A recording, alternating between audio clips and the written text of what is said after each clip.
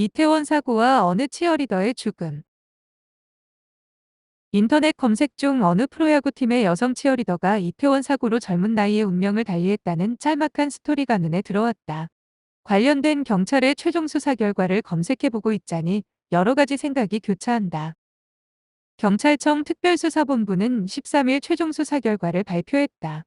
특수본은 사고 원인으로 자신의 의지에 따라 걸어갈 수 없는 덩어리 형태가 된 군중의 유체화 현상을 꼽았다.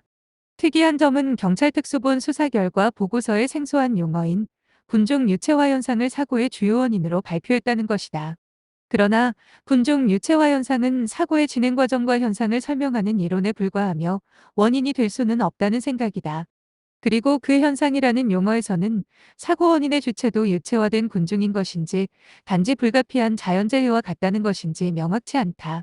사고 원인은 유체화 현상과 관계없이 어떻게 군중의 밀집도가 인명피해가 발생하는 수준까지 높아졌고 그때까지 아무런 조치나 통제가 없었느냐는 것이다.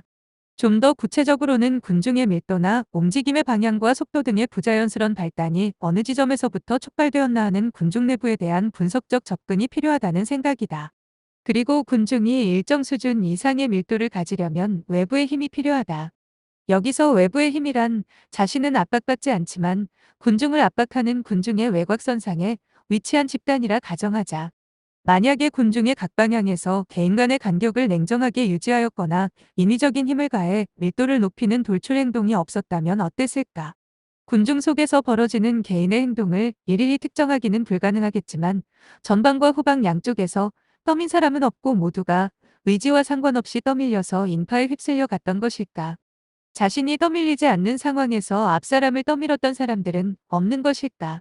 만약에 군중이 종교단체, 환경단체나 반전단체와 같은 무거운 사회 문제 해결을 위한 단체였다면 어땠을까? 군중이 형성된 동기가 서양의 다소 장난스러운 성격의 할로윈 축제라는 점과 이번 사고는 관계가 없는 것일까? 위의 몇 가지 의문에 대한 내 생각은 굳이 밝히지 않겠다. 군중의 기본적 심리 상태의 중요성은 가끔 뉴스에서 볼 수 있는 압사 사고를 통해 알 수 있는데 대부분 사고는 축구 경기장 등 군중의 심리 상태가 감정적으로 불안정한 상태에서 발생한다. 불안정 상태의 군중은 의도했던 의도치 않았던 사소한 구호나 도발적 언어에 의해 자극받아 예측곤란한 방향으로 치닫게 되는 경우가 있다. 대규모 군중의 후방에 있는 사람들은 먼 거리의 전방에서 일어나고 있는 심각한 사고를 인지하기 쉽지 않을 것이다. 이태원 사고에서도 사고 발생 정보가 군중에게 즉시 전달될 수 있었다면 혹시 있었을 수도 있는 일부 집단의 장난스런 구호나 밀어대는 행위 또한 없었을 것이고 결과적으로 이번 불행한 사고는 발생하지 않았을 수도 있다는 것이 개인적인 상상이다. 군중 속 개체의 나약성에 대한 수많은 전문가들의 분석과 주장은 집단과 그 구성원으로서의 우리 정체를 들여다 볼 수 있게 해주지만 그리 간단치는 않아 보인다. 군중은 설계될 수 있고 조종될 수도 있으며 그 속에 내가 속해 있을 수도 있다. 우연히 만들어진 군중도 방화자 또는 선동자에 의해 예측 불허의 방향으로 돌진할 수도 있다. 그렇다고 인간 군중이 설계된 대로 완벽히 움직이거나 또는 통제불능 상태의 극단으로까지 가는 경우는 드물다. 왜냐하면 결국 군중은 그 구성분자가 인간이라는 점에서 밀도가 낮아지면 본연의 개체 속성을 되찾게 되기 때문이다. 그러나 어느 집단 속에도 숨어있는 방화자는 있을 수 있고 평범한 사람도 감정 변화에 따라 사고의 원인 제공자가 될 수도 있다. 우리의 장난기 섞인 사소한 행위나 발언 등이 시발점이 되어 의도했던 안 했던 혹은 자기도 모르는 사이에 누군가의 인생을 불행하게 만들 수도 있다는 사실을 한 번쯤은 조심스럽게 생각해 봐야 할 것 같다.